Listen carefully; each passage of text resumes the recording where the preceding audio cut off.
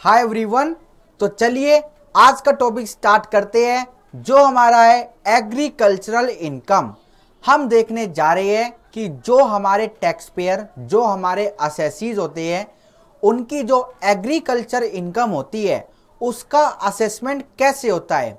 वैसे तो मैं आपको बताना चाहता हूं एग्रीकल्चर इनकम हमारी एग्जम्प्ट होती है क्योंकि हम अपने फार्मर्स के से टैक्स नहीं ले सकते। तो एग्रीकल्चर इनकम हमारी वैसे तो एग्जम्प्ट होती है, बट हम जब इनकम टैक्स पढ़ते हैं तो कुछ सेक्शन पढ़ने होते हैं, सेक्शन पढ़ने होते हैं तो कुछ सब सेक्शन पढ़ने होते हैं, कुछ क्लोज पढ़ने होते हैं, कुछ एक्सप्लेनेशन पढ़नी होती है। ये सारी बातें मतलब अगर मैं एक वर्ड में बोला जाऊं तो प्रोविजन पढ़ने हैं, कंडीशन पढ़नी है। तो आइए उन चीज को स्टार्ट करते हैं। तो आज के लेक्चर में हम देखने जा रहे हैं एग्रीकल्चरल इनकम के प्रोविजन क्या है, क्या टैक्स ट्रीटमेंट है, क्या एग्जम्प्टेड पोर्शन आता है, क्या टैक्सेबल पोर्शन आता है, और सारी बातों को हम पूरा करने जा रहे हैं। तो चलिए स्टार्ट करते हैं।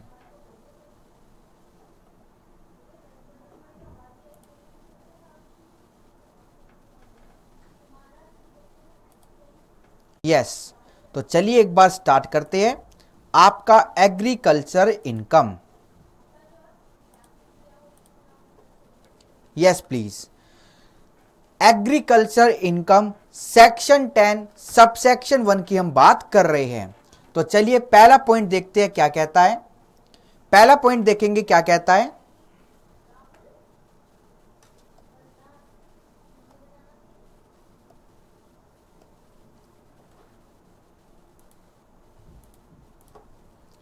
हाँ जी, तो पहला पॉइंट आपका कहता है agriculture income is not to be included.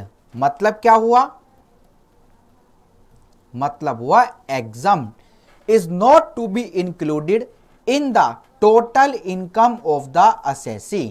Agriculture income को हम इंक्लूड नहीं करेंगे, किस में? टोटल इनकम में। किसकी? असेसी की। तो हम क्या बोल सकते हैं कि एग्रीकल्चरल इनकम आपकी एग्जम्प्टेड होती है। पहली बात समझ आई। दूसरा, द रीजन इज दैट, यानी एग्रीकल्चर इनकम को हमने एग्जम्प्ट क्यों किया?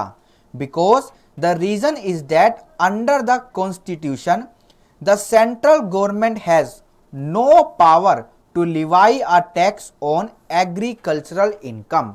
हमारे संविधान में लिखा गया है कि सेंट्रल गवर्नमेंट के पास कोई भी अधिकार नहीं है एग्रीकल्चर इनकम को टैक्सेबल करने का। तो फिर अधिकार किसके पास है? अधिकार है स्टेट गवर्नमेंट के पास। किसके पास अधिकार है? स्टेट गवर्नमेंट के पास अधिकार है। और आपको पता है इलेक्शन होते रहते हैं, अगर किसी भी स्टेट गवर्नमेंट ने, किसी भी पार्टी ने एग्रीकल्चर इनकम को टैक्सेबल कर दिया तो अगले सेशन में उनकी सत्ता नहीं आएगी। आपको पता है ज्यादातर वोट्स हमारे कृषि भाई, हमारे फार्मर से मिलते हैं। तो इसलिए सेंट्रल गवर्नमेंट के पास पावर नहीं है और स्टेट गवर्नमेंट टैक्स नहीं लगाती।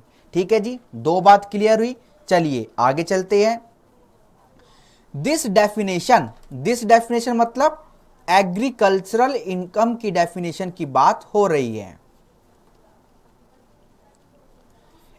एग्रीकल्चर इनकम की डेफिनेशन बहुत बड़ी है, is very wide and covers the income of not only the cultivators but also the land holders.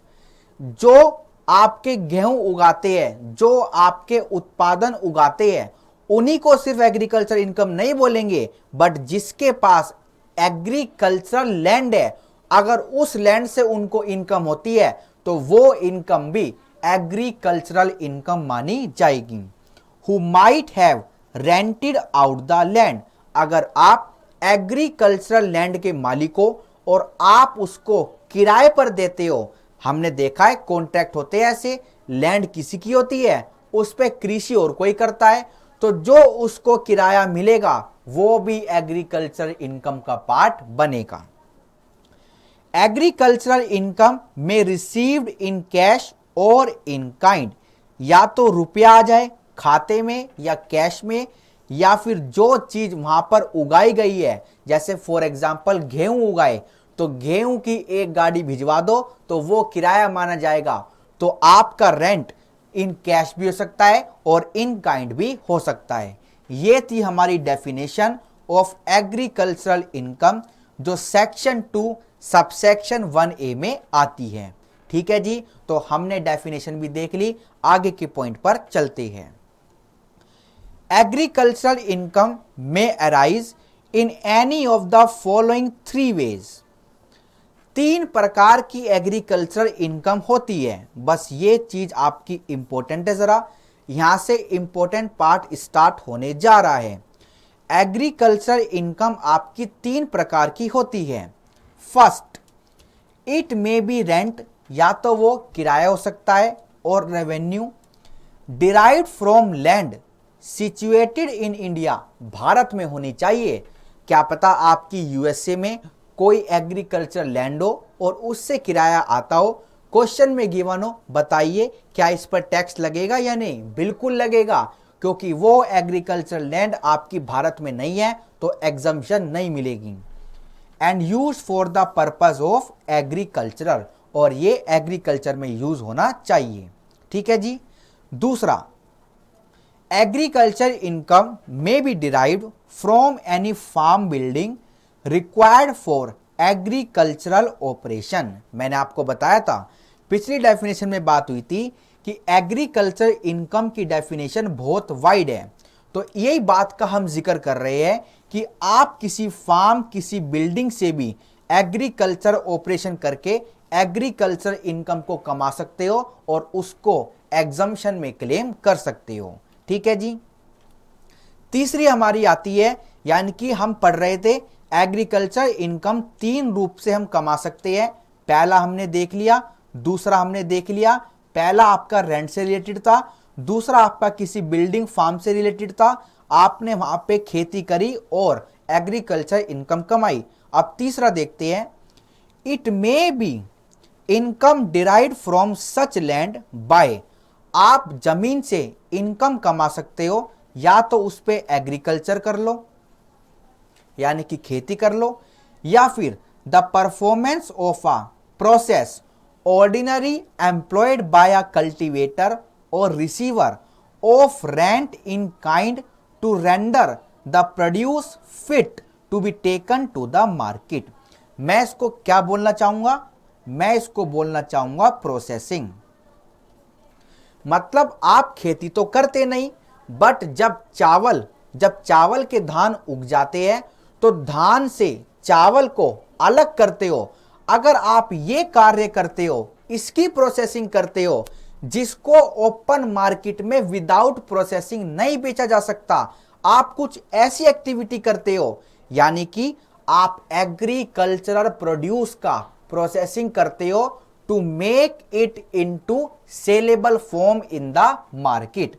तो अगर आप ऐसा करते हो तो भी आपकी इनकम एग्रीकल्चर इनकम मानी जाएगी। ठीक है जी।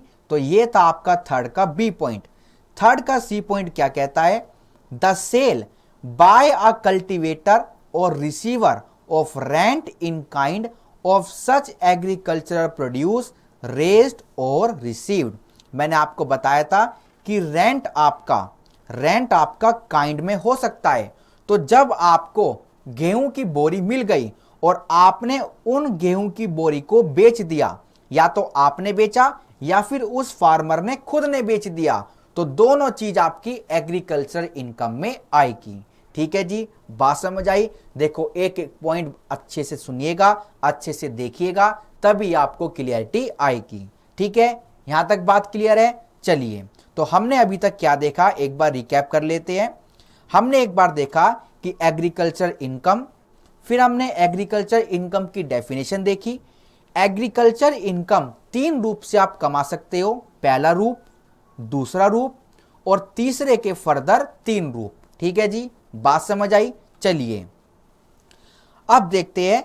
Now let us understand the above discuss 3 agriculture income in deep. हमने देखा कि 3 तरह से आप एग्रीकल्चर इनकम करते हो। पहला दूसरा और तीसरा हमने एक बार इनको ऊपर से तो देख लिया, अब इनकी एक बार डिटेल स्टडी करते हैं। ठीक है जी, तो आने वाली कुछ स्लाइड्स में इन तीनों के ऊपर चर्चा होने जा रही है, इन तीनों के ऊपर डिस्कशन होने जा रहा है। तो चलिए देखते हैं। पहला,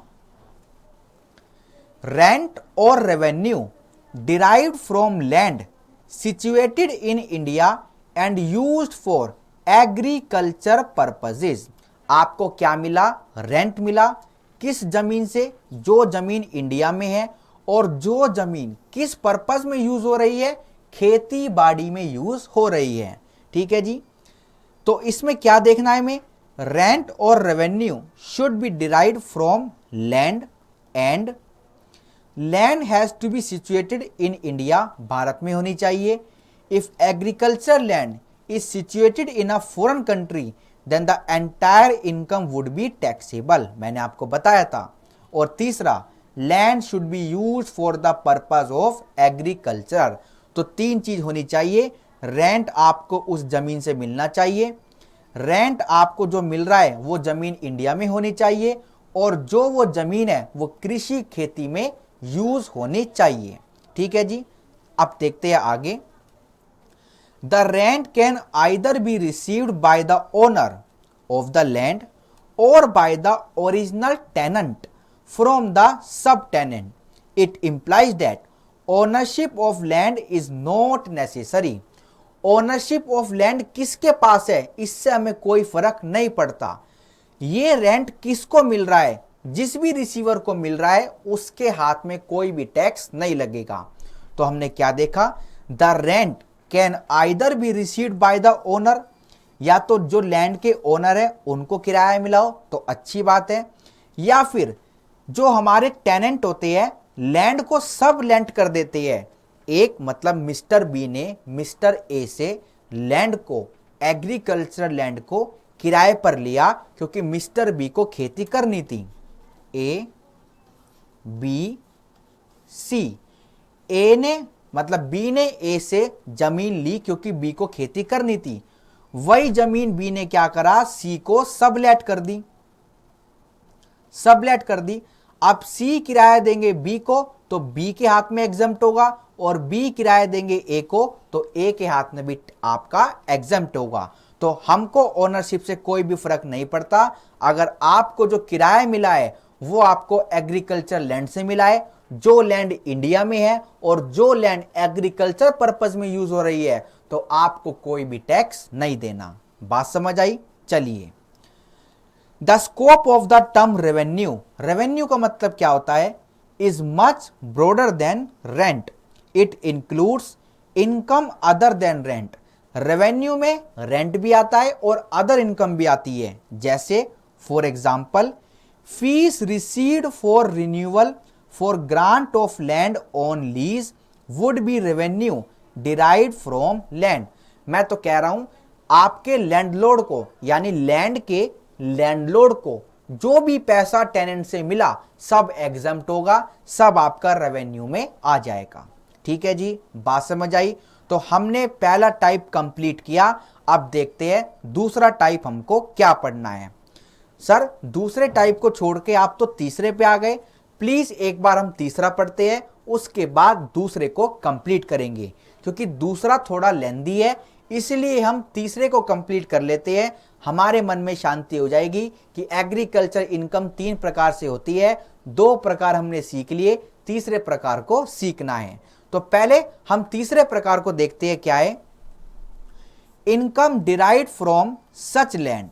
ठीक है, it also have further 3 category, हमने बात की थी। 3 का ए पॉइंट था, बी पॉइंट था, सी पॉइंट था। मैं आपको दिखा देता हूं कहां पर था।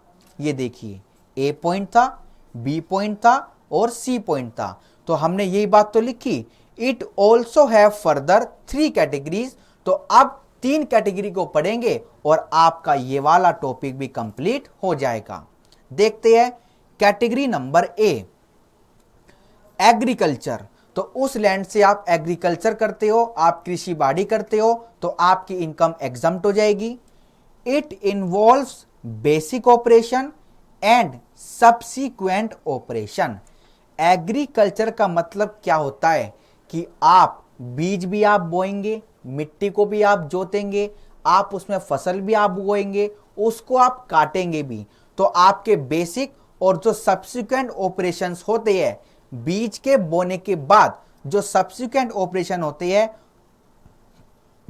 दोनों को आप अगर भली भांति पूरा करते हो तो हम कहेंगे कि हां आपने एग्रीकल्चर इनकम अर्न की है। तो बेसिक ऑपरेशन का मतलब क्या होता है? Means those operations by agriculturist यानी कृषि विच आर एब्सोल्युटली नेसेसरी, जिनकी जरूरत है for the purpose of effectively raising produce from the land are the basic operation. तो बेसिक ऑपरेशन को हम क्या कह सकते हैं? Necessary operations. इनके बिना एग्रीकल्चर इनकम नहीं हो सकती, तो इनको हम क्या बोलेंगे? Basic operations. और सब्सिक्वेंट ऑपरेशन क्या होते हैं? Means operation to be perform after the produce sprouts from the land. जब आप जमीन से धान को उठा लो, उसके बाद की जो एक्टिविटी होती है उसको हम सब्सिक्वेंट ऑपरेशन कहते हैं। For example weeding, digging etcetera are subsequent operation. ठीक है जी, बात समझ आई? चलिए अब एक क्वेरी है। क्वेरी क्या है आइए देखते हैं।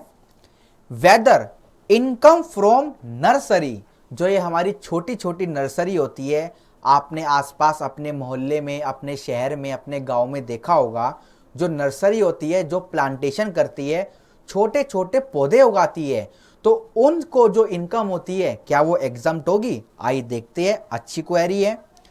Weather income from nursery constitutes agriculture income, nursery से होने वाली इनकम को क्या आप एग्रीकल्चर इनकम बोलोगे? आइए देखते हैं इसके पीछे कंक्लूजन क्या निकला। यस, ये एग्रीकल्चर इनकम है एज पर explanation 3 to section 2 subsection 1A। ये तो कोई बात नहीं, मैं आपको बताता हूं क्या है। इनकम डिराइव्ड फ्रॉम सैपलिंग्स और seedlings grown in a nursery would be deemed to be agricultural income whether और not the basic operation were carried out on land और नॉट। बेसिक ऑपरेशन पूरे हुए या नहीं हुए, इससे कोई भी फर्क नहीं पड़ता। बस आपको क्या याद रखना है कि नर्सरी से जो इनकम हुई है वो आपकी क्या है? Exempt from tax. ठीक है जी, एग्जम्प्ट फ्रॉम टैक्स बहुत इंपॉर्टेंट पॉइंट है। एमसीक्यू में भी आ सकता है, आपके बड़े क्वेश्चन में मिलकर भी आ सकता है, और अलग से छोटा क्वेश्चन भी 3-4 नंबर का आ सकता है। क्या पता कोई केस स्टडी बना दी जाए, तो प्लीज आप इसको अच्छे से याद रखिएगा। चलिए अब अगली स्लाइड पे चलते हैं। कैटेगरी नंबर बी मैं आपको बता देता हूं। हमारा तीसरा पॉइंट चल रहा है इनकम। एग्रीकल्चर इनकम 3 प्रकार की होती है, उसमें फर्दर आपकी 3 कैटेगरी होती है। कैटेगरी नंबर ए को हमने कंप्लीट कर लिया, अब कैटेगरी नंबर बी पर हम आ चुके हैं। चलिए, process ordinary employed to render the produce fit to be taken to the market. मतलब आप कुछ ऐसी प्रोसेस कर रहे हो जिसके बगैर वो प्रोड्यूस मार्केट में नहीं बिक सकता, तो आपको उस प्रोसेसिंग से जो पैसा मिलेगा हम उसको एग्रीकल्चर इनकम बोलेंगे। अब आप ये कह सकते हो सर गेहूं की चक्की होती है, गेहूं पिसता है और आटा बन जाता है, तो गेहूं मार्केट में अपने आप में रॉ मटेरियल भी बिक सकता है ना, तो गेहूं की प्रोसेसिंग को आप एग्जम्प्ट नहीं कह सकते, क्योंकि वो जो गेहूं है वो अपने आप में अकेला भी बिक सकता है। ठीक है जी, बात समझ आई? चलिए एक बार इसके बारे में पढ़ते हैं। Sometimes to make the agriculture produce a saleable commodity, sometimes to make the agriculture produce a sellable commodity it becomes necessary, ये जरूरी होता है to perform some kind of process on the produce, जो आपने उत्पादन उगाया है उसको मार्केट में बेचने के लिए जरूरी है कुछ प्रोसेस करना। कभी कभी ऐसा होता है, तो अगर आप उस पर कुछ फर्दर प्रोसेसिंग करते हो, उसके बदले में पैसा रिसीव करते हो, तो वो भी एग्रीकल्चर इनकम का पार्ट माना जाएगा। The income from the process, जो आपको इनकम हुई है, employ to render the produce fit it to be taken to the market would be agricultural income, तो वो आपकी एग्रीकल्चरल इनकम मानी जाएगी। However it must be a process ordinary employed by the cultivator, यानी कि जिसने वो प्रोड्यूस हटाया जमीन से, जिसने कल्टीवेशन स्टार्ट किया, या तो वो फर्दर प्रोसेस वो करेगा, या फिर रिसीवर ऑफ रेंट, यानी कि जिसको रेंट इन काइंड मिला वो भी कर सकता है। And the process must be applied, और प्रोसेस कैसी होनी चाहिए, to make the produce fit to be taken to the market. अगर आप अननेसेसरी की प्रोसेसिंग कर रहे हो ना और फिर इनकम कमा रहे हो, तो आपको एग्जम्पशन नहीं मिलेगी। देखो, मैं एक बात को बार बार क्यों बोल रहा हूं, क्योंकि ये छोटी छोटी बातें आपको एग्जाम में फंसा सकती है। ठीक है जी, बात समझ आई? चलिए अब आगे देखते हैं। अभी कैटेगरी बी चल रही है आपकी, process ordinary employed to render the produce fit it to be taken to the market. Same heading है, अभी सेम टॉपिक चल रहा है, यानी आपकी कैटेगरी नंबर बी चल रही है। इट इंक्लूड्स, अब मैं आपको बताना चाहता हूं प्रोसेसिंग में क्या क्या आता है। Threshing, winnowing, cleaning, drying, crushing etcetera are to be treated as processing. However, if marketing process is performed on a produce which can be sold in its raw form, जैसे गेहूं, जब गेहूं अपने कट्टे में पैक होकर बिक सकता है, उसको क्यों आटा बना रहे हो जबरदस्ती? और अगर आपका काम है आटा बनाना, तो जो आप इनकम जनरेट करोगे वो टैक्सेबल हो जाएगी। तो हम क्या पढ़ रहे हैं कि जो आप प्रोसेस करोगे ना, वो क्यों होनी चाहिए? वो इसलिए होनी चाहिए कि आप उसको मार्केट में अच्छे से बेच सको। However, if marketing process is performed on a produce which can be sold, जिसको हम अपनी रॉ फॉर्म में बेच सकते हैं, then income derived therefrom is partly agriculture and partly business income, और बिजनेस इनकम आपकी क्या बनेगी? टैक्सेबल। ठीक है जी, तो क्या हुआ, आपने पहले गेहूं उगाए, तो जब गेहूं उगाए उनको बेचा तो आपकी एग्जम्प्ट हो गई, बट क्या पता आपने फिर फर्दर प्रोसेसिंग कर दी उनकी, तो फिर जो फर्दर प्रोसेसिंग का पैसा मिला तो पार्टली एग्रीकल्चर इनकम बनेगा, एग्जम्प्ट हो जाएगा, बट जो प्रोसेसिंग फीस आपने चार्ज करी वो बिजनेस इनकम हो जाएगी। क्या पता एक फार्मर की अपनी आटे की चक्की भी हो, ठीक है जी, तो वो अपने खेत से गेहूं को लाता है और चक्की में प्रोसेस करके आटा बनाकर बेच देता है, तो यहां पर इनकम पार्टली एग्जम्प्ट होगी और पार्टली टैक्सेबल। ठीक है जी, बात समझ आई? चलिए अब आपकी कैटेगरी नंबर सी आ गई, मतलब मैं आपको दोबारा दिखा देता हूं। हम देख रहे थे कि तीसरी इनकम हमारी कौन सी होती है, उसमें फर्दर 3 कैटेगरी होती है, 2 कैटेगरी हम पढ़ चुके और तीसरी कैटेगरी पर हम आ चुके। Sale of such agricultural produce in market. आपको अगर रेंट इन काइंड मिला है और आप उस किराए को, यानी आपके पास जो गेहूं की गाड़ी आई है, आप उसको मार्केट में फर्दर बेचते हो, तो जो आपको पैसा मिलेगा वो एग्जम्प्ट माना जाएगा। Any income from the sale of any produce to the cultivator, या तो उसने खुद बेच दिया, और receiver of rent in kind, जिसको किराया इन काइंड मिला उसने बेचा, इज एग्रीकल्चर इनकम, वो आपकी एग्रीकल्चर इनकम है। प्रोवाइडेड, शर्त क्या है? प्रोवाइड का मतलब होता है शर्त। शर्त क्या है? इट इज फ्रॉम लैंड, वो उस लैंड से होनी चाहिए, सिचुएटेड इन इंडिया, जो इंडिया में है, और वो लैंड किस पर्पस के लिए यूज की गई? Use for agriculture purposes. ठीक है जी, ये वाली बात भी मैं आपको बता चुका हूं। बात समझ आई? चलिए अगली स्लाइड पर चलते हैं। Now there is an issue, एक इशू आता है, क्या आता है, of determination of partly agricultural income and partly taxable income under the head PGBP. मतलब ये कैसे डिसाइड करे कि कितना हिस्सा आपका, ये कैसे डिसाइड करे कितना हिस्सा आपका एग्जम्प्ट होगा और कितना हिस्सा आपका टैक्सेबल होगा। तो उसके लिए हमको कुछ रूल्स बताए गए हैं, उन रूल्स का हमको पालन करना है। We have to read out rules, rule 7A, rule 7A, rule 7, rule 7B और रूल 8। ये 4 रूल आपको पढ़ने हैं। We have to read 4 rules of income tax rule. तो आपको इन 4 रूल्स को एक बार पढ़ना होगा, जिससे आपको पता लग जाएगा कि कितनी इनकम आपकी एग्रीकल्चर मानी जाएगी यानी एग्जम्प्ट मानी जाएगी और कितनी इनकम आपकी टैक्सेबल मानी जाएगी और टैक्स कौन से ऐड में लगता है, पीजीबीपी में टैक्स आपको देना पड़ेगा। ठीक है जी, यहां तक की बात समझ आई। चलिए अब एक बार रूल्स की तरफ चलते हैं। चलिए तो रूल नंबर 7 को देखते हैं। Income from growing and manufacturing of any product.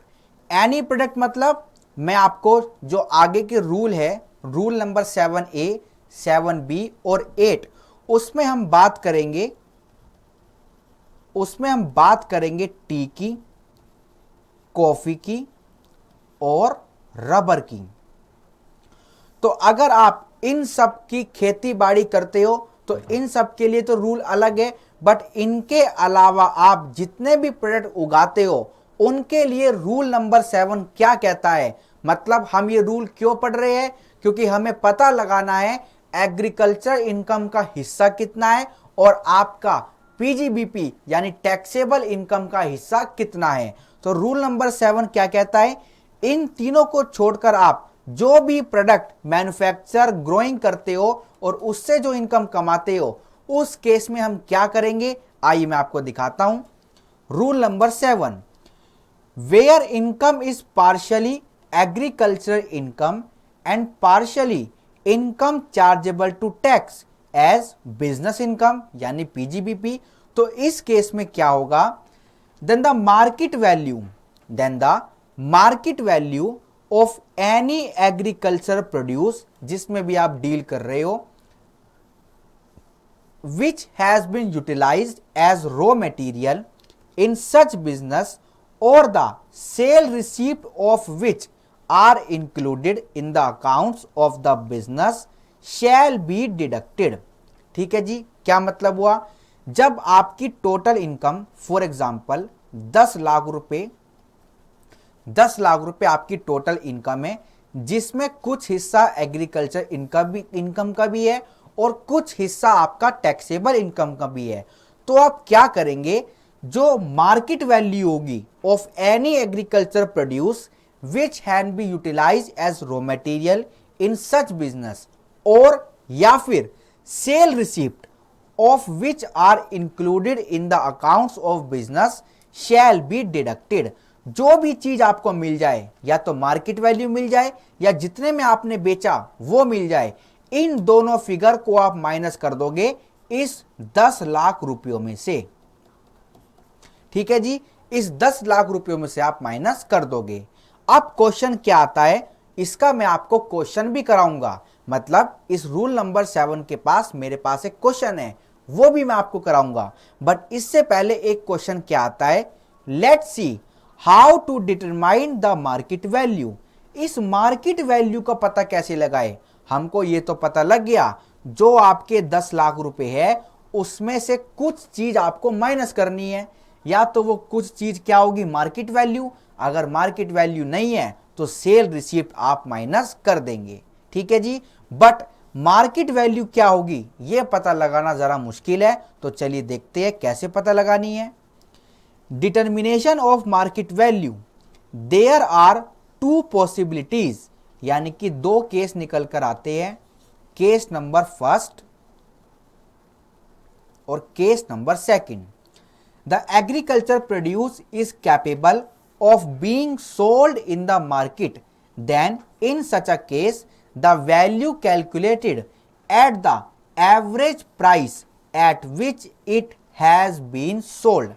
अगर वो एग्रीकल्चर प्रोड्यूस मार्केट में बिक सकता है, मार्केट में सेलेबल है, तो आप क्या करोगे, एवरेज प्राइस पर इसकी वैल्यूएशन कर दोगे। मैं दोबारा बोल रहा हूं, इस पर मैं अभी आपको एक क्वेश्चन कराऊंगा, जब हमारे प्रोविजन पूरे हो जाएंगे तो पक्का क्वेश्चन करेंगे।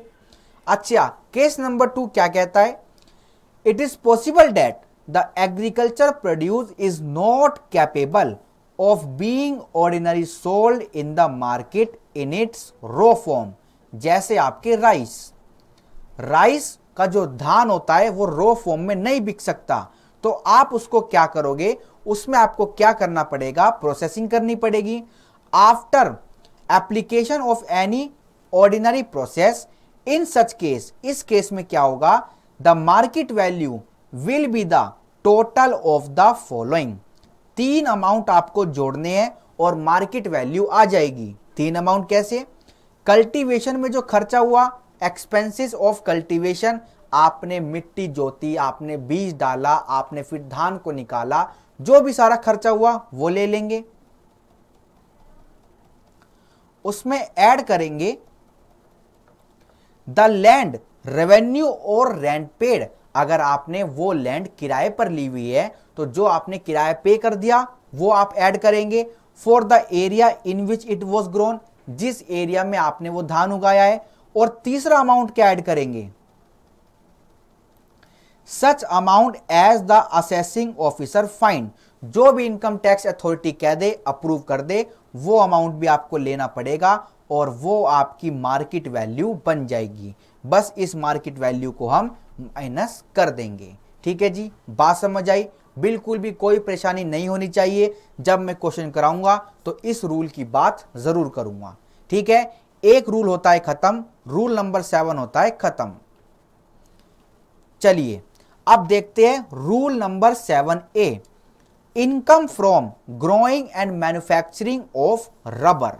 अगर आप क्या करते हो, रबर उगाते हो, रबर का उत्पादन करते हो, तो इस केस में एग्जम्प्टेड पोर्शन कितना होगा और आपका टैक्सेबल पोर्शन कितना होगा, यह पता लगाना जरूरी है और इसके ऊपर लिखना इंपॉर्टेंट। ये सारे के सारे रूल्स बहुत इंपॉर्टेंट है। क्वेश्चन अगर उठकर आया तो इनसे जरूर आ सकता है। आपको एक फिगर दी जाएगी और मैं आपको बताना चाहता हूं, एग्रीकल्चर इनकम का पार्ट पीजीबीपी के क्वेश्चन में भी मिलकर आ सकता है। ठीक है जी, तो जो भी कॉन्सेप्ट पढ़े, जो भी टॉपिक पढ़े, बिल्कुल अपनी दिल की गहराई में उसको बसा लेना, क्योंकि हम इनकम टैक्स पढ़ रहे हैं, डायरेक्ट टैक्स पढ़ने हैं, तो सारे प्रोविजन अच्छे से हमको आने चाहिए। तो रूल नंबर 7 क्या कहता है, income from growing and manufacturing of rubber. In such cases, rubber के केसेस में क्या होगा, रबर के केसेस में क्या होगा, 35% profit on sale is taxable as business income. तो 10 लाख रुपए का आपको प्रॉफिट हुआ, 10 लाख रुपए का आपका प्रॉफिट हुआ, तो इसका 35% यानी 3.5 लाख क्या होगा, टैक्सेबल होगा,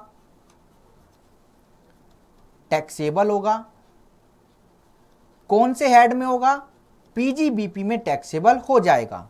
ठीक है जी, उसके आगे पढ़ते हैं, under the head profit and gain from business और प्रोफेशन, एंड उसके बाद क्या होगा, द बैलेंस 65% यानी कि 6.5 lakh shall be exempt is agriculture income and is exempt.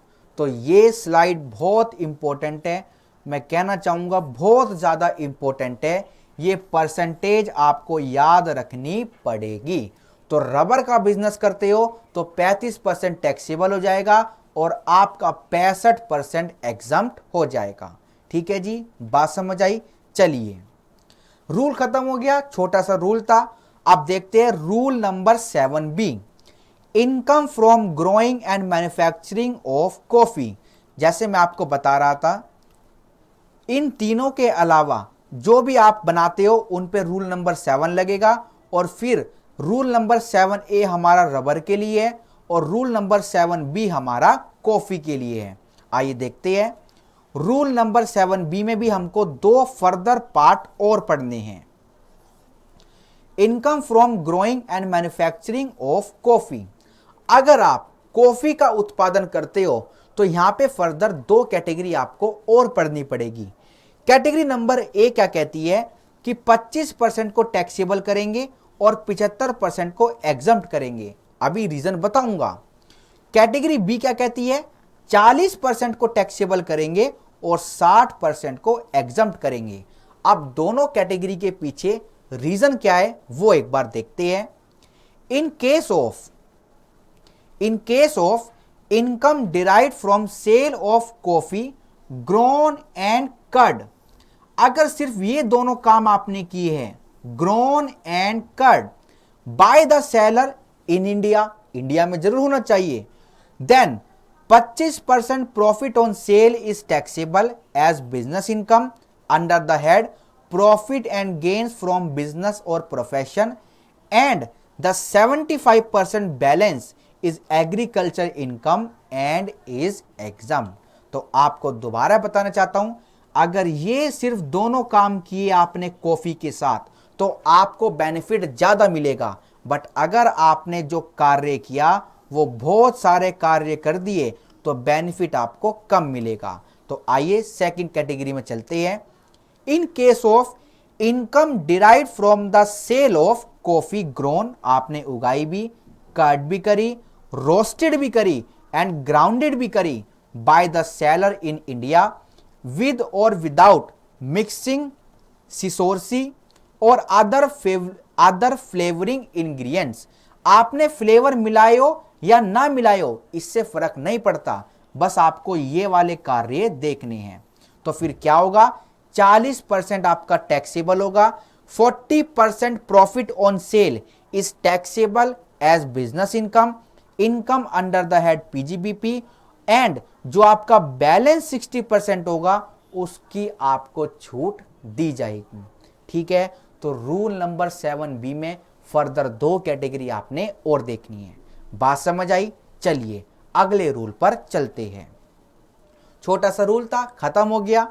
Rule number 8 और लास्ट क्या कहता है, income from growing and manufacturing of T. ये चाय के बारे में बात करता है। तो आइए देखते हैं कितना परसेंट हिस्सा एग्जम्प्ट होगा और कितना परसेंट हिस्सा टैक्सेबल होगा। चलिए, rule number 8, this rule applies only in cases where the assessee himself grow tea leaves and manufacturing tea in India। ये रूल सिर्फ किस पर लगता है, जो असेसी खुद चाय उगाता है और उस चाय से फिर चाय की पत्ती बनाता है, यानी जो चाय की पत्ती हम डालते हैं अपनी चाय में वो बनाता है। इन सच केस, इस केस में क्या होगा, 40% को टैक्सेबल रखेंगे और 60% को एग्जम्प्ट रखेंगे।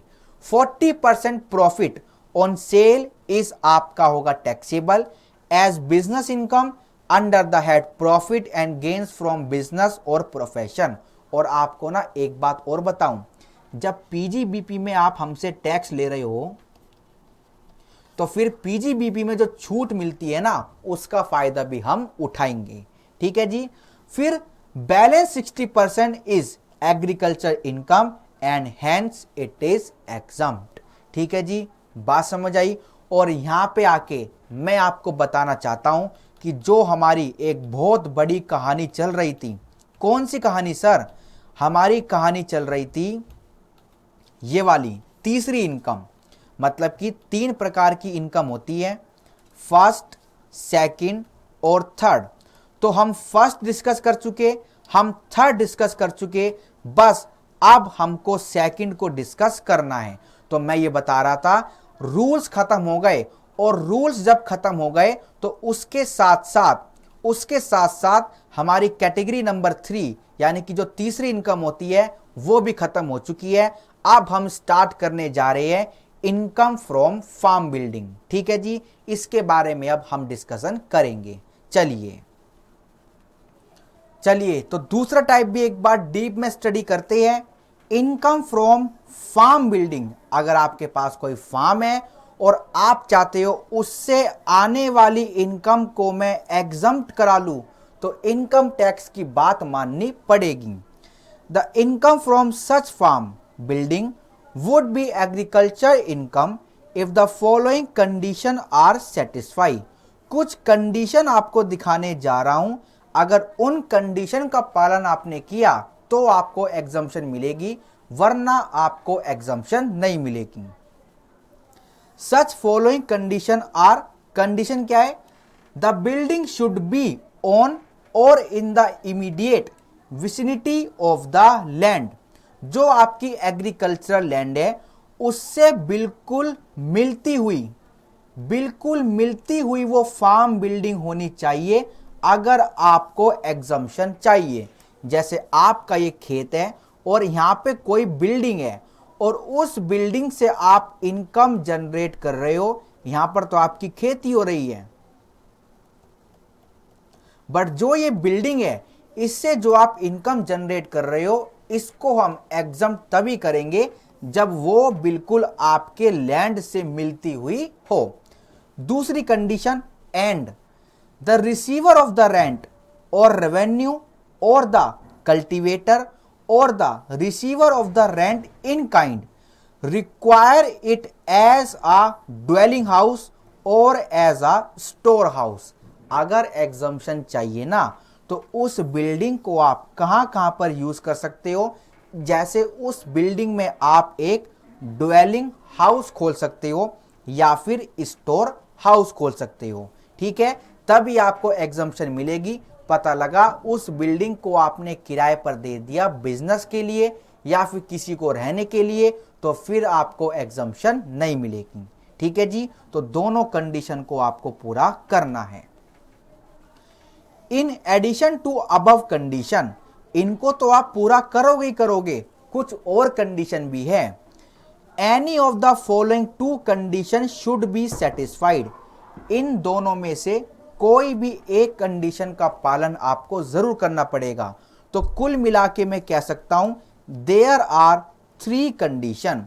यहां पर 3 कंडीशन है, बट तीसरी कंडीशन को आपको किन्हीं 2 कंडीशन में से चूज करना है। The land should either be assessed to land revenue in India or to be subject to a local rate assessed and collected by the officers of the government as such। जो आप land की बात कर रहे हो, जिससे आप income generate कर रहे हो, या तो उस पर हमारे लैंड रेवेन्यू लोकल रेट से क्या कर ले, टैक्स की रिकवरी कर ले, या फिर अगर लोकल रेट से रिकवरी नहीं हो सकती, where the land is not so assessed to land revenue in India और is not subject to local rate, तो इस पर आपको जरा थोड़ा डिटेल में डिस्कशन करना पड़ेगा।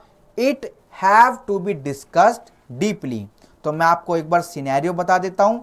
इस वाले केस की 3 कंडीशन आपको पूरी करनी है, 3 कंडीशन, ठीक है, जिनमें से फर्स्ट और सेकंड तो फिक्स है, यहां पे कोई कंफ्यूजन नहीं है। जो ये तीसरी कंडीशन है, इसमें से आपको किसी 2 कंडीशन में से एक को चुनना है। लिख देते हैं, it should B one out of other 2 condition, ठीक है जी। तो अगर आपने ये चूज किया तो बात खत्म है, बट अगर आपके ऊपर दूसरी वाली कंडीशन लगती है तो इसमें भी आपको एक बार फर्दर डिटेल में डिस्कशन करना पड़ेगा। और ये डिस्कशन थोड़ा सा इंपॉर्टेंट है क्योंकि यहां पर जरा किलोमीटर की बात की गई है, ठीक है जी। देखते हैं, it should be not situated in area, यानी in any area as comprised within the jurisdiction of a municipality or a cantonment zone यानी board which has a population not less than 10,000 यानी कि 10,000 or more। जिस area की population 10,000 या उससे ज्यादा की है वहां पर आपकी लैंड नहीं होनी चाहिए, वरना आपको कोई भी एग्जम्पशन नहीं मिलेगी। दूसरा, it should not be situated in any area with such distance measured aerially and relation to the range of the population as shown hereunder. तो फिर आपके पास क्या उपाय निकलता है, हम कुछ एरियाज देख रहे हैं और उसके लिए पॉपुलेशन देख रहे हैं। अगर आप इन दोनों कंडीशन में आ जाते हो तो आप एग्रीकल्चर इनकम को आप एग्जम्प्ट क्लेम कर सकते हो। Shortest aerial distance from the local limits of a municipality और cantonment board referred to in item A. Population according to the last preceding census, जो भी पिछली जनगणना हुई थी, of which the relevant figures have been published before the first day of the previous year. जिस भी previous year की आप बात कर रहे हो उसके पहले दिन जो आपके पास सेंसस होगा, जो आपके पास सेंसस होगा उसके अकॉर्डिंग आपको इन पॉपुलेशंस को देखना है। ठीक है जी। अगर आपका एरिया 2 किलोमीटर तक है, 2 किलोमीटर तक है अप टू 2 किलोमीटर, और आपके जो एरिया की पॉपुलेशन है वो 10,000 तक है, तो हम मानेंगे कि आपकी लैंड सही जगह है और आप हमसे एग्रीकल्चर इनकम की एग्जम्पशन ले सकते हो। ये सारी फिगर आप परेशान मत होइए, बस इन फिगर्स को आप याद रखिए, सब भूल जाइए मैंने ऊपर क्या लिखवाया है। बस आप एक बार मतलब कि प्रैक्टिकल पॉइंट ऑफ व्यू से अगर बात की जाए, इन फिगर को याद रखिए। अगर एरिया अप टू 2 किलोमीटर है, मतलब आपकी लैंड का एरिया कहां से, म्युनिसिपैलिटी की लोकल लिमिट से 2 किलोमीटर की दूरी पे है, तो वहां का अगर पॉपुलेशन 10,000 तक है तो ठीक है, आपको एग्जम्पशन मिल जाएगी। अगर आपका एरिया 2 किलोमीटर से ज्यादा है बट अप टू 6 किलोमीटर है, तो अगर 1 लाख तक की पॉपुलेशन है तो एग्जम्पशन मिल जाएगी। अगर एरिया 6 किलोमीटर से ज्यादा का है बट अप टू 8 किलोमीटर है, तो अगर पॉपुलेशन 10 लाख तक की है तो आपको एग्जम्पशन मिल जाएगी, वरना एग्जम्पशन नहीं मिलेगी। तो बेसिकली जब हम प्रैक्टिकल क्वेश्चन सोल्व करेंगे तो हम क्या देखेंगे, एरिया देखेंगे और फिर क्वेश्चन में गिवन पॉपुलेशन देखेंगे और इनके कॉम्बिनेशन के अकॉर्डिंग हम ये कॉम्बिनेशन बनाएंगे। अगर ये कॉम्बिनेशन फुलफिल होता है तो एग्जम्पशन मिलेगी, वरना एग्जम्पशन नहीं मिलेगी। ठीक है जी, बात समझ आई। बस आप इसमें यानी कि जो आप ये सेकंड पॉइंट है, जो आपका ये सेकंड पॉइंट है, मैं कहना चाहता हूं, बट प्लीज इसमें बस आप ये लिमिट देखिएगा, क्वेश्चन प्रैक्टिकल आया तो यहां से आएगा। ठीक है जी, बात समझ आई। चलिए अब देखते हैं, would income arising from transfer of agriculture land. सबसे पहले बताऊंगा ये ट्रांसफर का मतलब क्या होता है। इसका मतलब होता है सेल। कैपिटल गेन में ट्रांसफर को सेल कहते हैं। Situated in urban area be agriculture income, ये कह रहे हैं एग्रीकल्चर लैंड को आपने बेच दिया तो बेचने पे जो फायदा हुआ क्या वो भी एग्जम्प्ट होगा? नहीं जी नहीं, वो एग्जम्प्ट नहीं होगा। नो, एज पर explanation 1 to section 2 subsection A, the capital gain arising from the transfer of urban agricultural land would not be treated as agriculture income under section 10। Section 10 कहता है इसको हम एग्जम्पशन नहीं देंगे, ये एग्रीकल्चर इनकम नहीं है, बट विल बी टैक्सेबल, ये टैक्सेबल होगी अंडर सेक्शन 45। बस आपको ये याद रखना है कि अगर आपने एग्रीकल्चर लैंड को बेचा then it shall be taxable, then it shall be taxable. ठीक है जी, बात समझ आई। चलिए अगली स्लाइड पर चलते हैं। अगली स्लाइड आपकी इंपॉर्टेंट है, इनडायरेक्ट कनेक्शन विद लैंड। अब देखते हैं पहले इसमें लिखा क्या है। We have seen above that, हमने ऊपर क्या देखा, agriculture income is exempt, agriculture income exempt होती है। सर इतनी देर से यही बात चल रही है। Whether it is received by the tiller और the landlord, however non agriculture income does not become agriculture only, इसका मतलब क्या होता है? Only on account of its indirect connection with the land. The following example will illustrate the above point.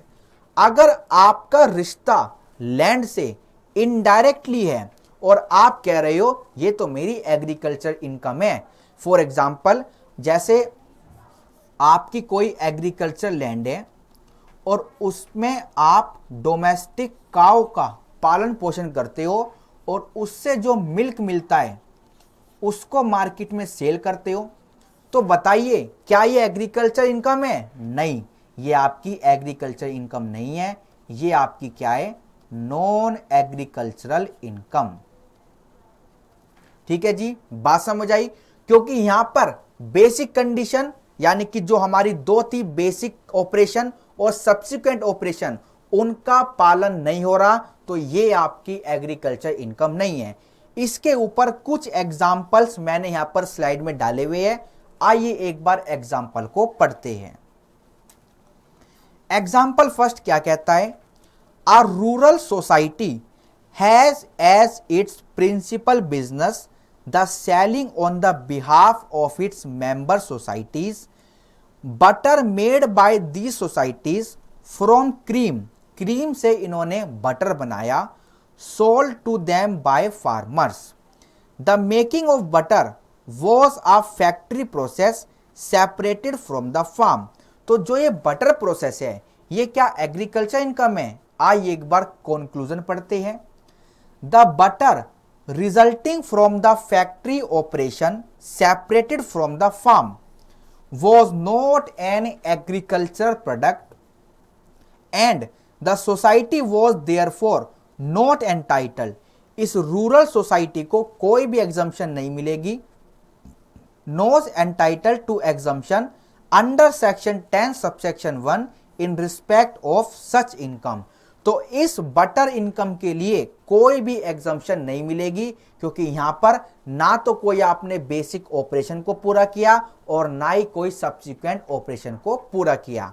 तो I hope आपको in example के जरिए फर्क समझ आ जाएगा एग्रीकल्चर इनकम क्या है और नॉन एग्रीकल्चर इनकम क्या है। चलिए एक एग्जाम्पल और देख लेते हैं। Mister x was the managing agent of a company। Mister x एक कंपनी के मैनेजिंग एजेंट हैं। He was entitled for a commission at the rate of 10% per annum। Mister x को कमीशन मिल रहा है 10% पर एनम का। क्यों मिल रहा है? On the annual net profit of the company, company के नेट प्रॉफिट का। A part of the company's income was agricultural income। Company की जो टोटल इनकम है उसका कुछ हिस्सा एग्रीकल्चर इनकम माना जाता है। Mister x claimed, mister x ने क्या बोला? मिस्टर एक्स बड़े चालू इंसान है। मिस्टर एक्स कहते हैं, mister x claim that since his remuneration was calculated with reference to income of the company, part of which was agriculture income। Mister x कहते हैं इनकम टैक्स अथॉरिटी से कि सर जो मेरे को एक कमीशन मिला है ना ये एग्रीकल्चर इनकम से मिला है, तो ये एग्जम्प्ट होना चाहिए। Such part of commission as was proportion to the agriculture income was exempt from income tax। ये एग्जम्प्ट होना चाहिए। तो अब बताइए इनकम टैक्स अथॉरिटी इनके साथ कैसे डील करेगी? तो उन्होंने अपना कंक्लूजन दिया। उन्होंने अपने कंक्लूजन में क्या कहा? Since mister x receive remuneration under a contract for personal services calculated on the amount of profit earned by the company, therefore such remuneration does not constitute agricultural income। तो फिर income tax authority बोली ये आप गलत कह रहे हो, जो आपको कमीशन मिल रहा है ये आपकी सेवाएं के बदले मिल रहा है, इससे कोई भी एग्रीकल्चर का लिंक नहीं है, तो आपको इस पर टैक्स देना पड़ेगा। चलिए तीसरा एग्जांपल देखते हैं। Mister Y own 100 acres of agricultural land, a part of which was used as pasture of cow। 100 एकड़ की जमीन है, उसमें से कुछ हिस्सा गाय के पालन पोषण के लिए यूज होता है, यानी मैं इनको बोल सकता हूं dairy farm. The lands were purely maintained for manuring and other purposes connected with agriculture and only the surplus milk after satisfying the assessee need. जो वो दूध निकाल रहा है उसके घर की जब जरूरत पूरी हो गई दूध की, तो क्या हुआ, जो सरप्लस मिल्क बचा उसको बेच दिया मार्केट में। ऐसा ही होता है, जब ताजा ताजा मिल्क निकलता है तो सबसे पहले अपने घर जाता है, उसके बाद कुछ बच जाता है तो मार्केट में सेल होता है। द क्वेश्चन अरोज, क्वेश्चन क्या आया, whether income from such sale of milk was agriculture income. बताइए क्या ये एग्रीकल्चर इनकम है? नहीं। कंक्लूजन क्या आया, the regularity with which the sales of milk were affected and quantity of milk sold showed that the assessee carried on regular business of producing milk and selling it as a commercial proposition. Hence, it was not agricultural income. तो फिर conclusion क्या आया कि ये आपकी agricultural income नहीं है। ठीक है जी, चलिए अगले एग्जाम्पल पे चलते हैं। Example number 4। In regard to forest trees, जो जंगल के पेड़ होते हैं, of spontaneous growth which grow on the soil unaided by any human skill and labor, there is no cultivation of the soil at all। यानी कि जो जंगल के पेड़ होते हैं, जो जंगली पेड़ होते हैं, वो तो अपने आप उग जाते हैं, कोई भी ह्यूमन बीइंग बेसिक ऑपरेशन नहीं करता। Even though operation in the nature of forestry operation performed by the assessee may have the effect of nursing and fostering the growth of such forest trees, it cannot constitute agricultural operation। तो जो वे आपके जंगली पेड़ अपने आप उग गए, तो जंगली पेड़ जब बिकते हैं, क्या ये एग्रीकल्चर इनकम होगी? नहीं। Income from the sale of such forest trees of spontaneous growth does not therefore constitute agricultural income. ये आपकी एग्रीकल्चर इनकम नहीं है, क्योंकि आपने कोई भी बेसिक ऑपरेशन इनमें नहीं डाला। ये जो पेड़ थे आपके आंगन में, आपके घर के बाहर अपने आप उग गए, तो इससे जो आपको पैसा मिलेगा वो एग्जम्प्ट नहीं होगा। ठीक है जी। अब क्वेश्चन आता है, सर थोड़ी सी कंफ्यूजन हो रही है, प्लीज हमको बताइए एग्रीकल्चर इनकम क्या है और नॉन एग्रीकल्चर इनकम क्या है। तो आइए एक बार देखते हैं एग्जाम्पल ऑफ एग्रीकल्चर इनकम। जैसे income derived from the sale of seeds, अगर आप बीज भी बेचते हो तो एग्रीकल्चर इनकम है। Income from growing of flowers and creepings, rent received from land use for grazing of cattle required for agricultural activity. अगर आपको किराया मिलता है एग्रीकल्चर लैंड से, तो वो आपकी क्या है? एग्रीकल्चर इनकम है। और income from growing of bamboo, अगर आप बैम्बू उगाते हो तो ये भी आपकी एग्रीकल्चरल इनकम है। ठीक है जी, बात समझ आई। चलिए अब देखते हैं agriculture of non agriculture example, यानी एग्जाम्पल देखते हैं नॉन एग्रीकल्चर इनकम के क्या है। जैसे income from breeding of live stock, income from poultry farming, income from fisheries, अगर आप फिश पकड़ते हो तो ये भी आपकी एग्रीकल्चर इनकम नहीं है। इनकम फ्रॉम डेयरी फार्मिंग, तो ये भी आपकी एग्रीकल्चर इनकम नहीं है। ठीक है, यहां तक की बात समझ आई। चलिए, तो यहां तक की बात आपको समझ आ गई। इसके बाद हम देखेंगे कि टैक्स की कैलकुलेशन कैसे होती है। इसके बाद हम स्टार्ट करेंगे कि टैक्स की कैलकुलेशन कैसे होती है। एग्रीकल्चर इनकम पे तो टैक्स नहीं लगता, बट जिस असेसी की एग्रीकल्चर इनकम भी होती है और नॉन एग्रीकल्चर इनकम भी होती है, तो उस केस में टैक्स ट्रीटमेंट क्या होगा ये देखना जरा इंपॉर्टेंट है, और ये हमारा प्रैक्टिकल पार्ट बनेगा। ठीक है जी। तो इसके बाद देखेंगे calculation of tax. Okay, thank you so much.